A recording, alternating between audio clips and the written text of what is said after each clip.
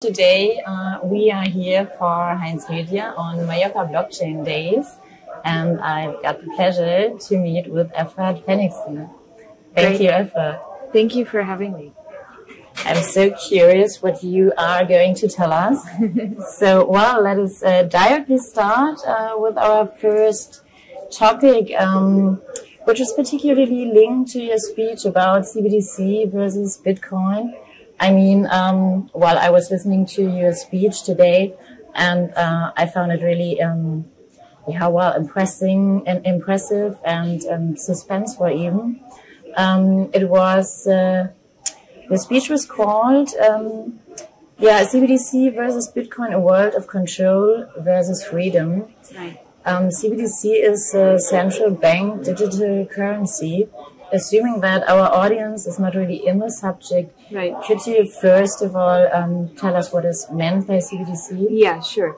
So central bank digital currencies are a form of a new monetary system that is being at the moment experimented by most of the countries around the world. So about 110 countries around the world, meaning 110 governments, are experimenting with a new type of a monetary system that is digital, but that is also centralized, meaning that the central bank of each state is going to issue a digital currency or a digital token that is controlled by the central bank, which is similar in a way to the form of money that we have today. Okay, like the fiat money that we all know, the cash that we all know. In every country, you have your own form of fiat currency. So it's very similar because the state or the government are planning to launch a new type of monetary system that is digital, that they control the creation of the money with a very similar type of money creation principles that you have in fiat in the digital system. However, the biggest difference between the existing system and the new system that they're working on, the CBDC system, is that CBDC has some basic principles and features, technological features that the current system doesn't have. For example, the central bank is able to determine the expiry date on money.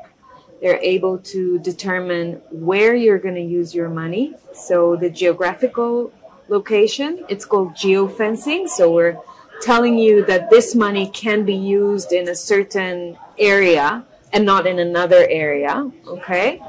And yes. Limit your freedom to transact, basically. Yeah.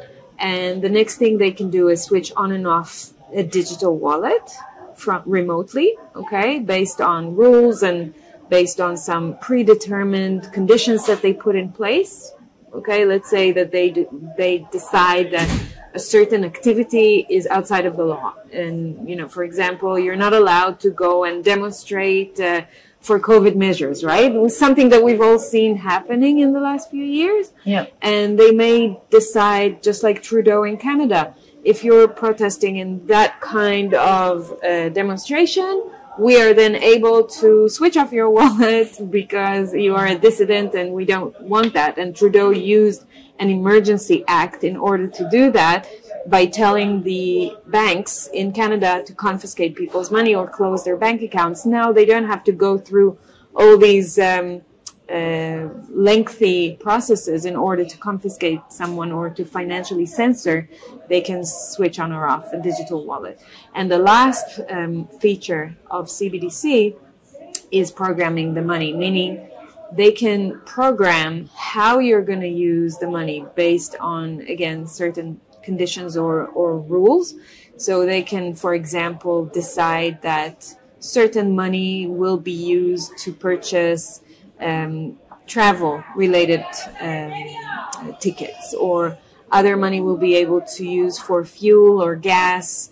And since there is, you know, a climate agenda and there are climate rules that are being put in place in every country, maybe they want to control how much CO2 emissions are being released the atmosphere. Sure, So they and may then they say, are using the exactly. social So credit it's system. Exactly. Yeah. So it's an indirect way to enforce new taxes on you without calling it taxes. They can just program your money and say, sorry, you've reached your quota on how much flight tickets you can buy in a year, or how much petrol you can use in your car in 1 month, or how much meat you can buy because it pollutes the environment, and we're closing off that quota and you can't use more than that. And if you want to use more than that, here you can purchase some more credits on the system.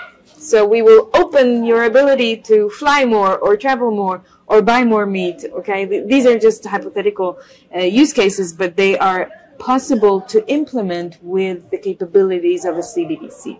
So CBDCs are essentially, they're claiming that they're monetary system, but I claim that they're a control and enslavement system, because by having that much power, the state is then able to really dictate how you live your daily lives.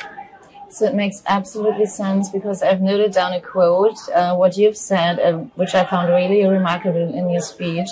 You said CBDC is the ultimate prototype of a prison without physical chains. That's right. So if you look at the amount of power and conviction that the state can have over your decisions as a free citizen, it almost makes you a prisoner in your own state or country, without really having physical chains. But with this monetary control, they can really dictate so many of your actions and your day-to-day behaviors.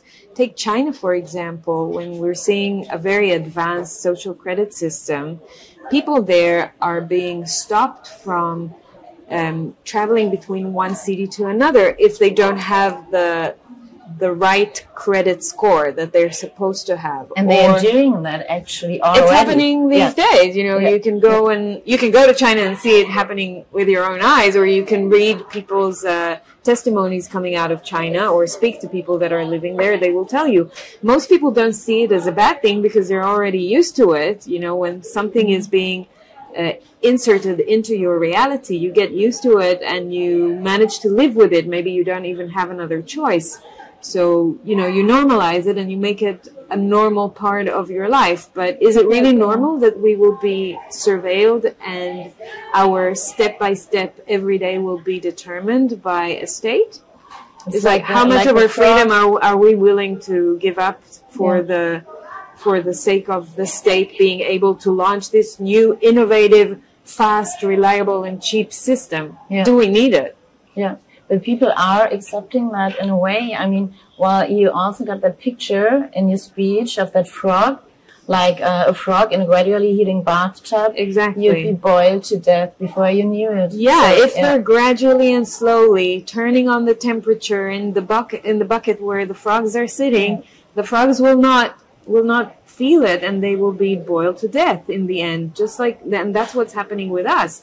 And since COVID, people got so used to our rights being taken and being brought back to us as privileges that we need to say thank you to Mr. Sovereign Ruler Government for giving us those privileges. And really, no, these are our rights, and we should not let anyone determine for us what we should do with our wealth, or what we should do with our body, or what we should do in life in general. Whatever. Not to that extent anyway. I mean, I'm okay with the government being in place and putting some rules that make sense in order to create some order in the daily lives, but to which extent do we allow that power to infiltrate our lives?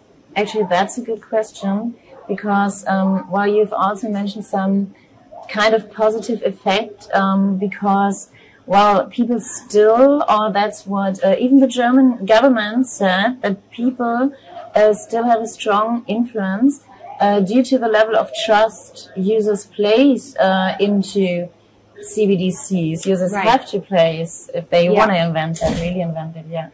Yeah, so it's interesting to see that in Germany, the central bank had issued a white paper where they admit that they're aware of the danger zone that they're walking in. They have said that they know that if they overstep their powers, then the people may resist, or the people may, they may abuse that trust that they are being given from the public if they go too far with CBDCs. So in a way, they're implicitly admitting that those capabilities of CBDCs are risky, that they are a step a little bit too far from what the sovereign, the government should have. And so I think it's interesting to watch how the Central Bank of Germany is aware of what they're doing. And I think that if the public is more aware of what CBDCs are, and they bring greater amount of criticism and just even watching what the central bank is doing and showing the central bank and the government that they're aware of what they're trying to do, I think that when they come to launch CBDC, they may take a few steps back and not make it as draconian as it could be, right? They may launch a softer form of CBDC and disable some of the features that I was talking about, or, or claim that they don't have the ability to exercise those features that are, yes, that it's possible, but we chose not to implement them because they're too draconian. And I think it's all a matter of public pressure. That's what the people don't get, how much power we have. I mean, we've seen that a little bit during COVID. I think in countries where people were pushing back really strongly, then they had to retract from some of the measures that they were putting in place. Not in every country it worked, obviously. And I really think that, as much as we would like to think that we are making a big difference, we don't always make a big difference because the governments have a lot of power and they do have a lot of patience. Even if they fail in one battle, they want to win the war, the big war. So it's one battle that they failed, fine, they'll move back, but then they'll come back again with another tactic, with another way to try, with another narrative. Yeah. So they have the patience, they have the breath of air to take and try again, where most of the public don't. And so I believe that people should be mindful of how much energy they spend in resisting. And on the flip side of it, they can preserve their energy by simply working on a new system, right? Instead of resisting the old or yelling at the government that they're doing too much, which is something that I do because I have the stamina and the power to do it. I write about it. I talk about it. I like doing it. It's fine. It doesn't waste my energy. But for most people, this would be a real energy drag, right? It will be hard for people to do this all day. And also demonstrations. It's something that is really like energy draining. And so my suggestion to people is, stop the activism if you're very strong on the activism, or just reduce it and don't do as much of it, and take some of that energy and putting into learning about a new monetary system that you can create or join, or how you can protect your wealth, or, how do I hedge my investments? How do I start investing in other forms of money that could be good for me or my family, right? Which is what I started doing after COVID. I think that's very important. Like cryptocurrency. Exactly. Yeah. So I discovered Bitcoin, basically after I decided that after the government or the state did what they did during COVID, now I have to protect myself from the next thing that would come. So I started learning about money because I knew that the next thing they would, I suspect that the next thing they would come up after is my property or my money, just like they came after my body or my autonomy, my bodily autonomy, right? Yeah. Why would they stop? Yeah. Why would they stop with my property or my wealth? They love taxing. We all know that we've got inflation everywhere. So I realized that the monetary system is broken because of how much we lose every year from our wealth and how much we're being taxed. And so I wanted to go deeper into learning about money, and while doing so and understanding the fiat system better, I then discovered Bitcoin and realized that there is this vehicle that exists today, and it has been in existence for 15 years, and luckily I discovered it now rather than not discovering it at all. And once I discovered it, I was pleasantly surprised to find that there is a tool here that is completely decentralized, which is the opposite. One of the advantages. Yeah, yes, it's the opposite of CBDC, which is centralized. And here you have a decentralized platform, meaning that it's distributed in tens of thousands of servers around the world, and the power goes back to the people that hold, and the users of the system that hold the nodes or the servers on the system. And you can't really shut it off because it's on top of the existing layer of the internet. It means that you have to shut off the internet all over the world for all times. And if that is happening, it means that we're fucked anyway, because then you don't have education, you don't have government, you don't have many systems that rely on the internet today. I mean, Bitcoin would be the last of our problems. And so that's very improbable, right? It's not very probable that that would happen. And so I discovered that this system, the Bitcoin system, is really a resilient, very secure system where I can put my wealth onto Bitcoin, and then I can get direct hold on my wealth instead of going through a bank or going through a government or going through a third party, a state, that will be an intermediate between me and my wealth. Or, you know how you come to the bank today and you want to pull your money out, they would ask you these questions, or they would not allow you to take your money out. With Bitcoin, it's permissionless. You don't have to ask permission from anyone to use your money. It's yours, and you're in control. So you essentially become your own bank, right? And I think that that's very important for people like us that care about freedom and sovereignty, to become sovereign again, to hold your wealth again, to try and minimize as much as you can your ties with the establishment. I'm not saying 100% because that's not possible. I don't think it's realistic, but because you still have to pay taxes, you still have to live there, you know. It's but hard. It's one way of creating. But you're minimizing. Yeah, you're pulling out your wealth out of the fiat system. And, you know, it's inevitable that what is fiat today will become CBDC one day. I don't know when, but one day.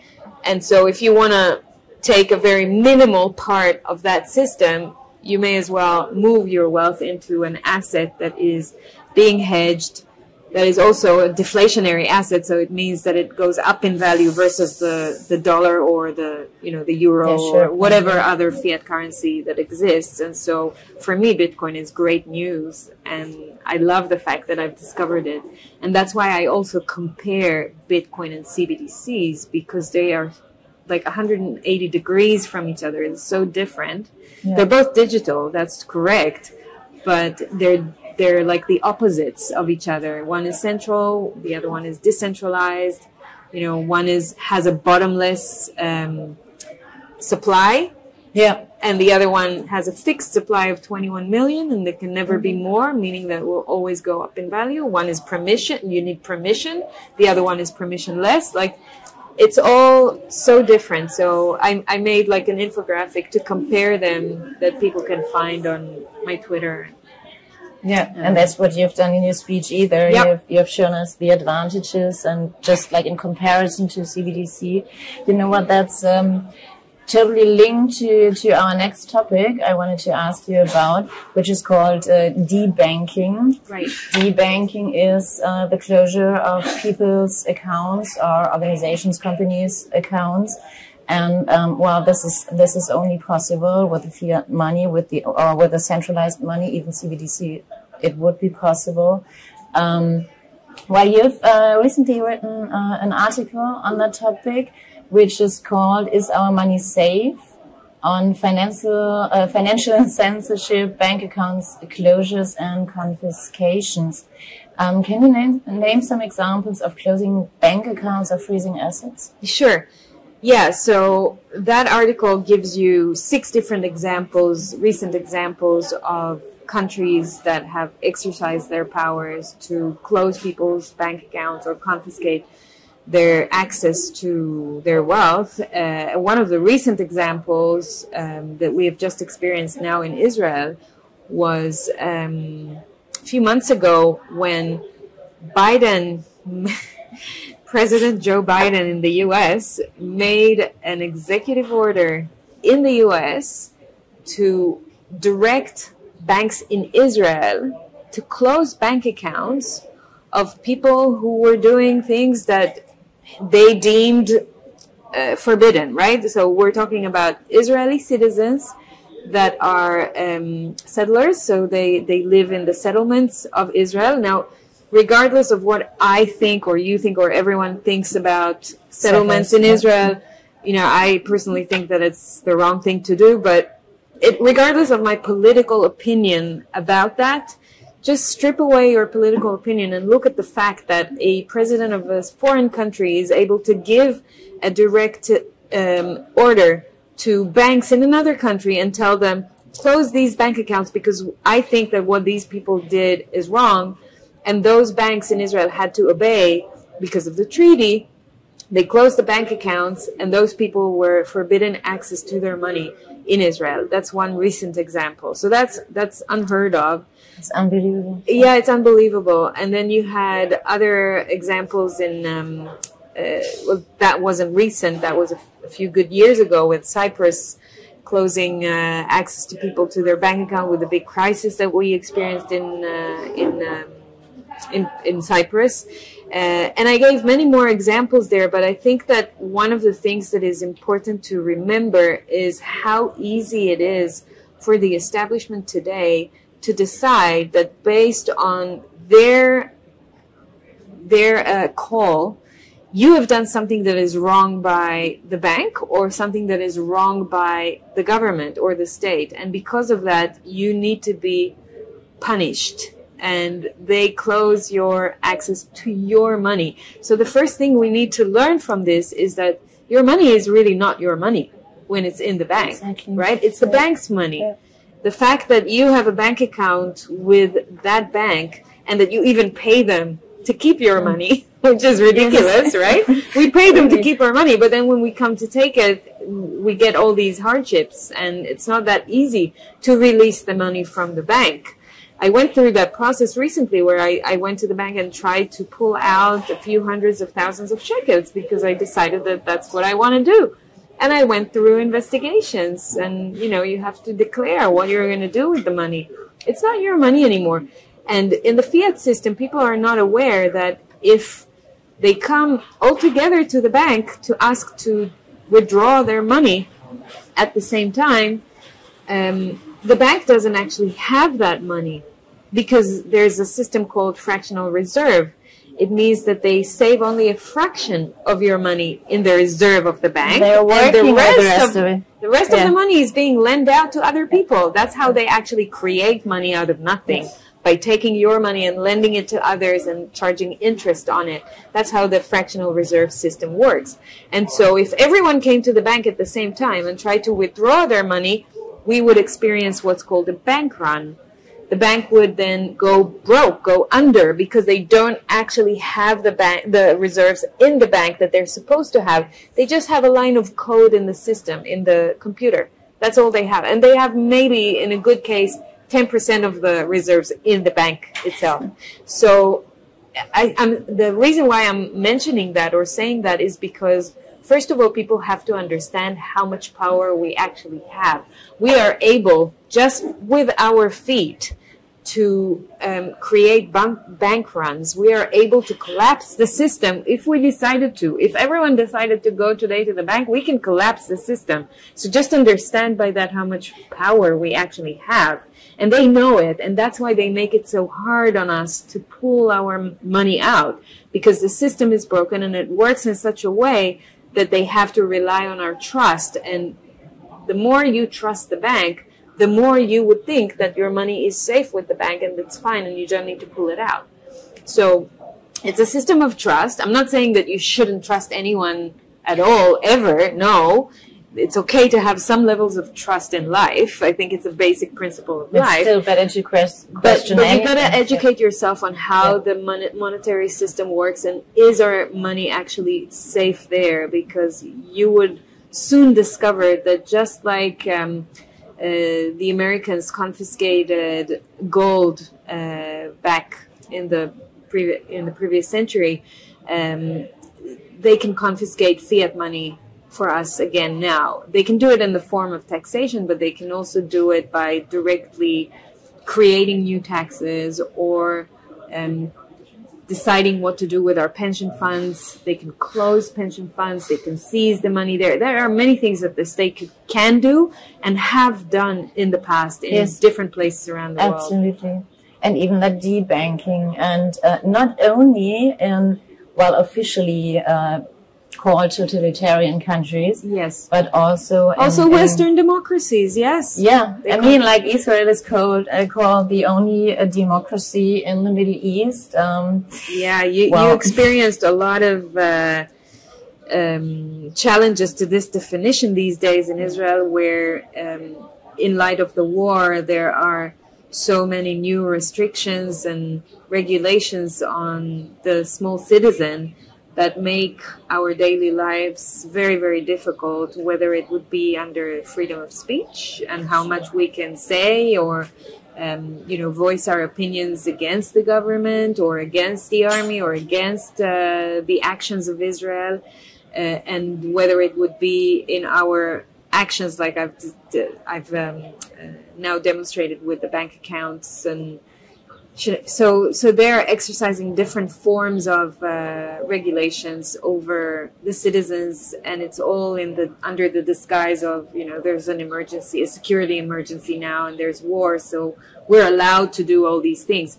Israel recently have closed in Israel Al Jazeera, and again, regardless of your opinion, exactly, so an entire media publication. And regardless of what you think about Al Jazeera's views and their journalism and how they exercise their journalism, many people say that it's very dangerous what they do and it's risking Israel's sovereignty or safety, the safety of its citizens. Regardless of that, once you start tinkering with the freedom of journalism in a certain country, we know where this could go. We've seen Julian Assange, right? We all know the slippery slope of the freedom of journalism and the freedom to express your views freely, especially when you're a journalist and you're supposed to do your journalistic work, and you're then being abolished from a certain country like Israel closing Al Jazeera. To me, it's crazy, because just like they did that, now they have the excuse to close down anyone else that they don't like their views or what they're doing. So again, how much power do we give the government over basic rights of the society? Absolutely. Yeah, I mean, even in Germany, I wanted to come to Israel afterwards again to the war, but even in Germany, well, actually, we have just published an article on that topic, which you have also mentioned in your article concerning Nancy Faeser, stuff like that, which is our interior minister. Oh. And, we have written about in the recent article? In your recent article, but we have also recently published an article on that topic. Okay. Where just remind me, where the party AfD, known as considered far right, exactly. They have had an account cancelled where they received donations, and where it was caused. It was initiated by a protesting group like Grannies Against Rights, and I mean, those grannies, they do not even know what they are doing there. I mean, they think they are fighting fascism. Yes. But they are doing it with fascist methods. Right. And that's what I was thinking. They play people off against each other to make sure that other parts of the population serve as an extension of that what the state wants. And I mean, that's comparable to Israel and what we were talking about. Isn't that a classic example of divide and conquer? You make them believe that they are doing the right thing by abolishing or violating someone's rights because they have a good excuse for it. And basically what you're doing is you're creating groups and allowing those groups to fight each other. And And by that, you ruin the fabric of society. So this is so sophisticated by the state to lash one group on the other and have them fight with each other and have them think that it's okay to censor someone, whether it would be informatively or financially, to censor people. Because this is the right reason why we should allow some censorship. This is right? Like, you're not supposed to be talking in Israel. You're not supposed to be comparing people to Nazis because this is a forbidden word and you're not allowed to use this, right? Why? Who said? Why are we not allowed to have debates anymore? To have like good discussions anymore? To use certain words like, "What are you, my babysitter, that to tell me what I can say or can't say?" I'm not saying that you should incite. I think you cross the line when you incite to violence, right? If you definitely call for violence against someone or say things that will risk someone's lives, then that's the red line. But as long as you stay within the reason, boundaries of free speech, then no one should control what we say, what we think, how we... Right, I mean, those are just words. Yeah. I mean, well, you're not able to get the content. They treat people like idiots. They Yeah. treat society like idiots. Now, I'm not saying that all people are super smart. Obviously, we have people in society that are not very smart, but I think that's also in a way by design, because the state is designing its educational systems from a very young age to dumb down the population on many very important topics. So there are many, many things that will never be taught at school and in universities that will deprive people from some critical education and literacy in order to know how to live their lives in a more efficient way, in a better way, in a more sovereign way. Yeah, so it's not a coincidence that you will get very large populations that are uninformed and maybe not smart or not educated enough. They would never get the opportunity to experience that kind of education if they are constantly walking down the path that the establishment is showing them. Absolutely. And if they don't have the curiosity or even the financial ability to open their minds to new things. Some people have to make a living and they have to work really hard, so they don't have the time to research or to learn new things, or they've never learned how to learn, really. So I think that's all by design, and it's all connected, and it's no coincidence that we're seeing such extreme measures towards the population with other groups in the population, because that's a very sophisticated way of experimenting on divide and conquer principle. Exactly. Which is a very powerful principle. Absolutely. And in a way, it started with COVID, or at least it was getting so worse as we couldn't have imagined before, what they have done with our freedom, with human rights, with stuff like that. And I mean, you've mentioned that either, and while you were attending some protests either in that time, and for you it was also the time when you realized how they were starting to divide people. And well, I mean, it was all long before October 7th, but when October 7th, the next horrible thing happened. You were already aware of that, and you were already an independent journalist, right? And you have reported on it just straight away the same day.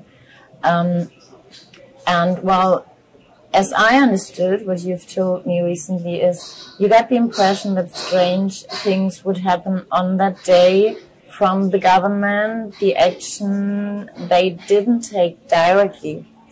When people were just left alone. Would you let us take part on your experiences of that horrific day? Yeah, sure. So I remember that when I woke up that day at 6 a.m. because of the siren that was going off. That's how the day started, with a siren in Tel Aviv, because there was a bombing attack of missiles over almost all of Israel. And so the siren went off. I woke up at 6 a.m. and I checked why the siren, what happened. And then I saw that there was a missile attack, and that was right at the same time they started firing the missiles, at the same time where they actually infiltrated the border. I mean, Hamas terrorists infiltrated the border between Gaza into Israel at 6 a.m., even a little bit before. In some places in Israel, they started earlier at night. We already have evidence of some massacres that happened in some army bases very early, like 3 a.m., 4 a.m. on that night. But at 6 a.m., most of them started infiltrating in 15 different points around the border. And we're talking about a border that in a normal day is secured by several layers of defense. Now, I happened to serve the army when I was a soldier 25 years ago. And my army service was in the intelligence forces, and it was related to the Gaza Strip and securing the Gaza Strip. And so I had the prior knowledge on the different systems of security and the different layers of security that we have, that Israel has, in order to ensure that nothing like that ever happens. And so there are weaponry systems that are automatic, that are around the fence. The fence itself is an electric fence, and you're supposed to know when something hits the fence. And so the border fence. 15 different breaches of that fence. Whoa. Yeah, in many different places. And then there are some squads of the army that are supposed to be sitting around this area. And obviously, if there is an emergency, then other units of the IDF are supposed to come and back up. And, you know, and there's the Air Force of Israel, and there is intelligence. I was in the intelligence forces, so you're able to understand what they're talking about through listening to their phone calls, through getting information from informers on the ground. There are many, many, many, many, many things that Israel has in place in order to prevent such a disaster from happening. And yet it happened. And they managed to cross the border in 15 different places. And they started infiltrating the villages that are in the Gaza envelope area. So the area around Gaza. And people were closing off in their shelters in their homes. And as you all know, the massacre that happened on that day was horrific. So terrorists managed to get into a lot of villages and find the people, kill them, you know, do horrific things. And many people died. Thousands of people died on that day. Now they're talking about more than 1,000 terrorists that came through on that day. And then afterwards, they also showed that there were families and just citizens, innocent people coming, citizens coming from Gaza into Israel in order to loot, in order to also participate in the carnage and the massacre. So it was really like an open border. It was very, very strange. And the strangest thing was that once it was happening, I mean, I was sitting at home looking on Twitter and in Tel Aviv, looking at everything that's happening, that the Israeli people are starting to call for help and issuing SOSs and calling the police and calling the army and calling their relatives, asking them to come and save them. But no one's coming. No one would answer. No one would. No, I mean, they would answer, but they say, stay put, we'll come soon. But no real help was coming. And people were locked in their houses for 6 hours, for 8 hours, for 10 hours, and some of them even for 24 hours they were hiding. Many of them lost their lives, and some of them were rescued or managed to hide and survive that day. But the fact that Israel did not have a proper response for about 8 hours on average was completely strange. And after already 6 hours, my question marks were that big, because how is that possible that we are not fighting back, that we are not shooting from the air, that we are not, like, there are so many things that we could have done that we didn't do right on the day.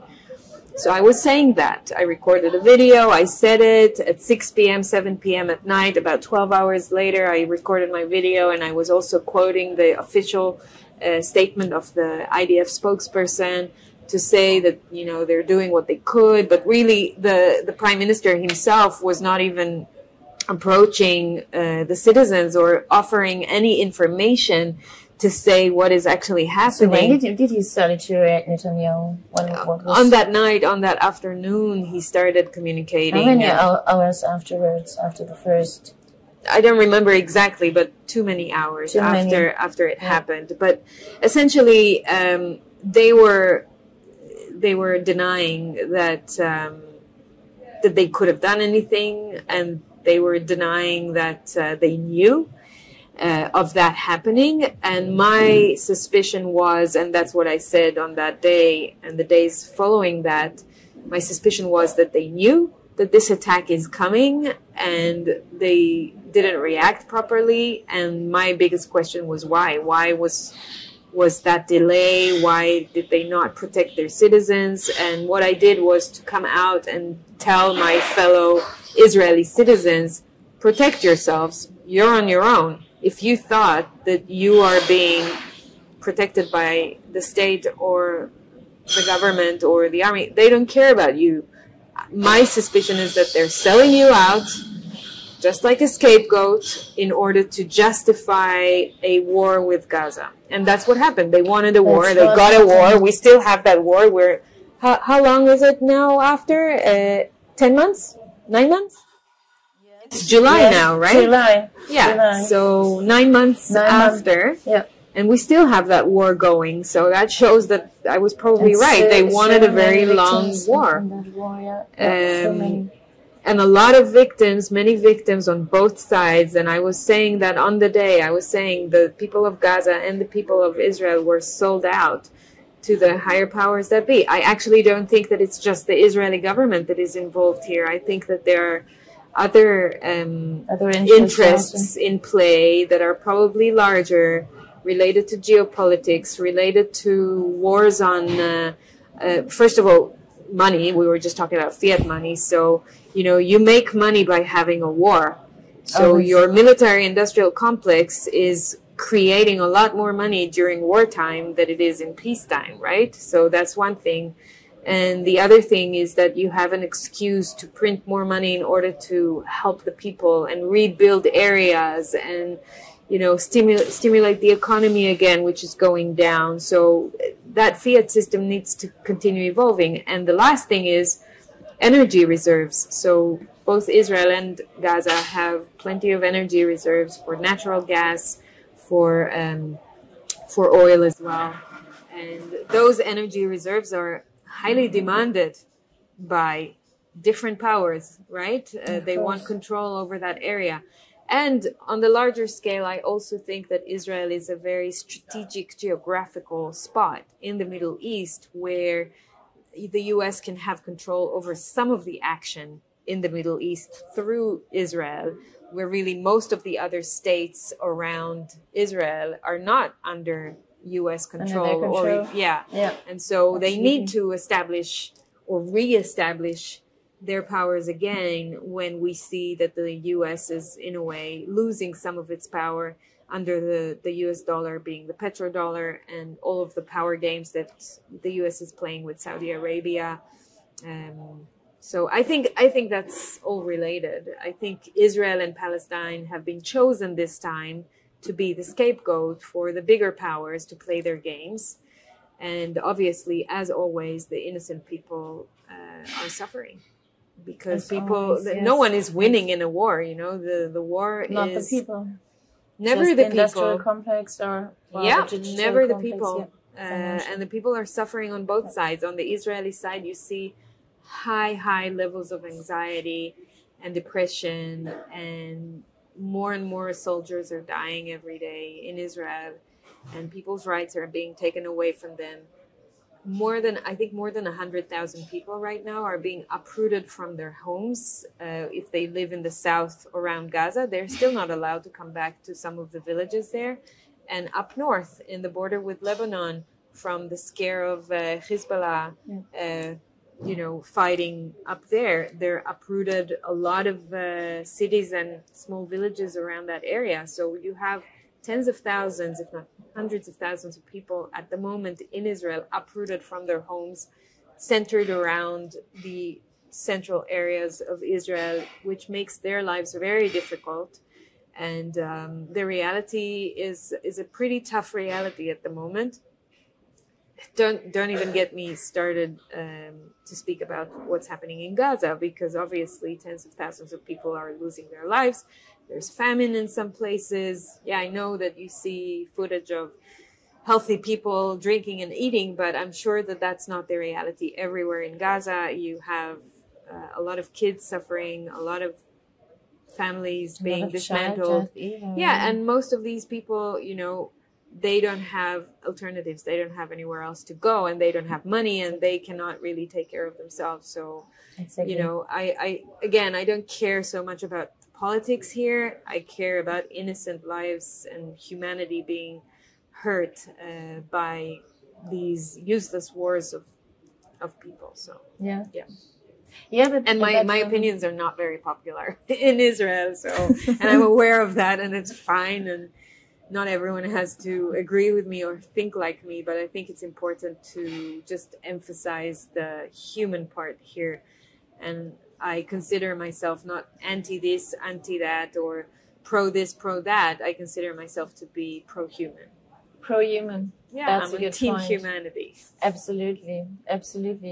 But so many people are not really aware of that. I mean, since the terrible day and the subsequent horrific events in this war, one can get the impression that those people who previously seemed awake during the COVID period are now largely following the narrative again.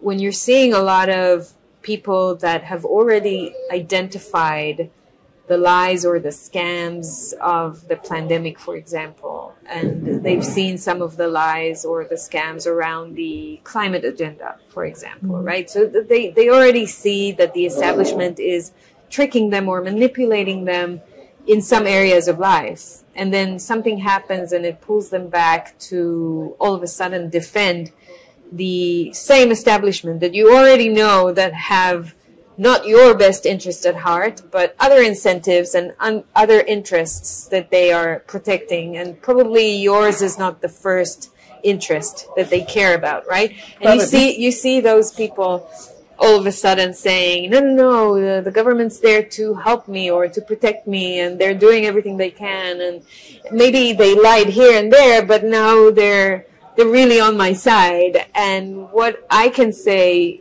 about that is that, I can empathize with those people, because it means that mentally and spiritually, they probably haven't yet evolved enough to be okay without having any big brother watching you.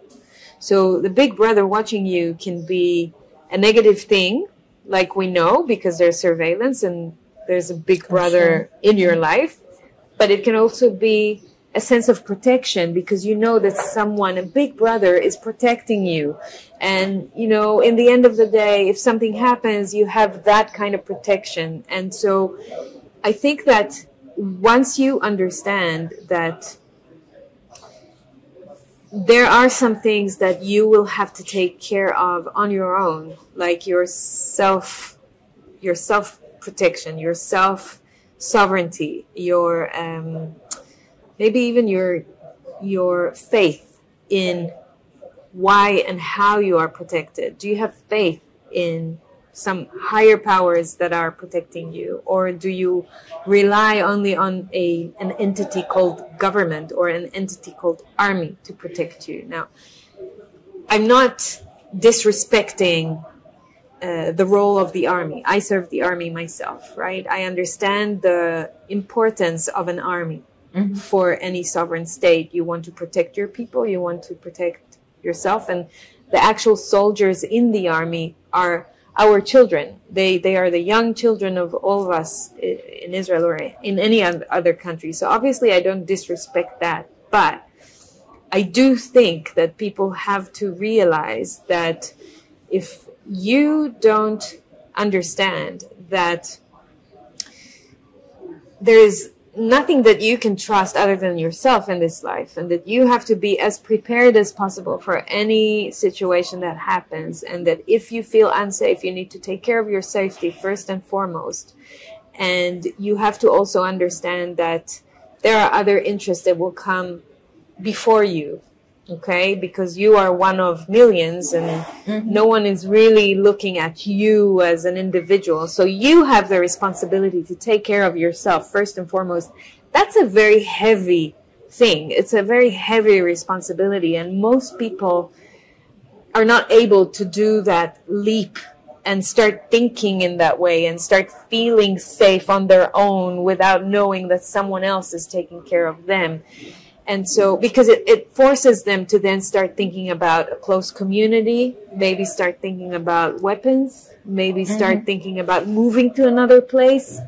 You know, there are many things that you can think of when it comes to your own safety. And so most people are not ready for that. It's a very difficult thing to do, to then stop trusting, you know, your establishment to take care of you in a sense of a real life-threatening situation.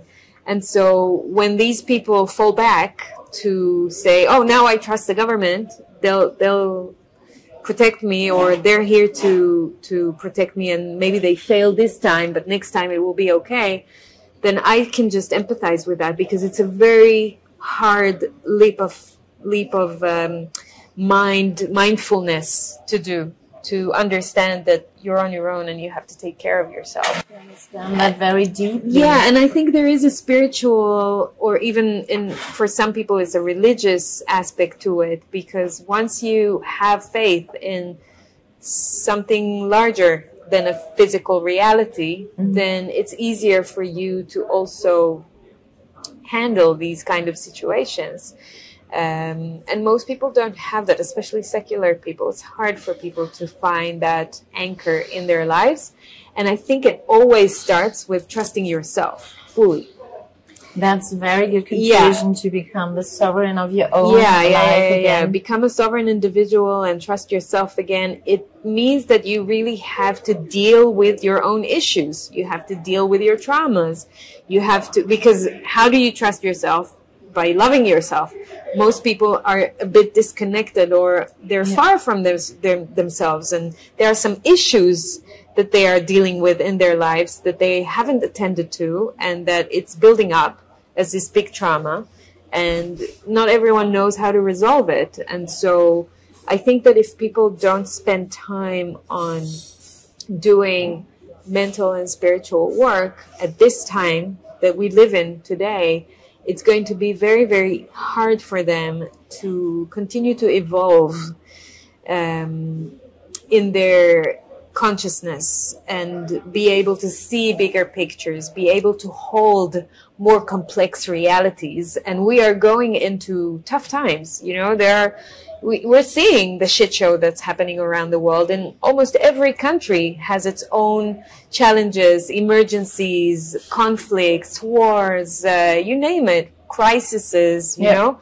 Every country has their own recipe of this shit show. And so I think that if you want to be resilient enough, and you want to be able to hold such complex reality, you really have to step back into yourself and do some work to resolve some of these things that you've been carrying with you throughout life and throughout the years, and make some space, make some new space, so you're able to then think in another way, develop and evolve in the way you think. You'll be able to adapt to changes. You'll be able to be more resilient and faster and quicker, and even smarter in how you make decisions in life. You'll be able to see a different view of life and then calculate your next steps in a different way, right? So it takes a next level of sophistication, and it takes a next level of consciousness evolving. And for that, I think a prerequisite is to clean up a lot of the shit we have, a lot of the traumas we have, so that we make space for that evolution to come in. So, I mean, it's a very long answer to a short question, but well, I mean, it's a challenge. Yeah, it's a challenge, but it's absolutely worth it. If we want to prevent what's likely to be happening in the future, and stay the sovereign of our lives, be free, and and the last point I would add is that if you really want to be consistent with your values, let's say your values are of freedom and sovereignty, right? And you care about that a lot. So you want to just be truthful and authentic enough to ask yourself the question, do I have this moral compass where I'm saying I'm true to values of freedom and sovereignty on that aspect of my life, but then when it comes to this aspect of my life, I all of a sudden lose my values of freedom and sovereignty because I believe something else. And then you can challenge your beliefs.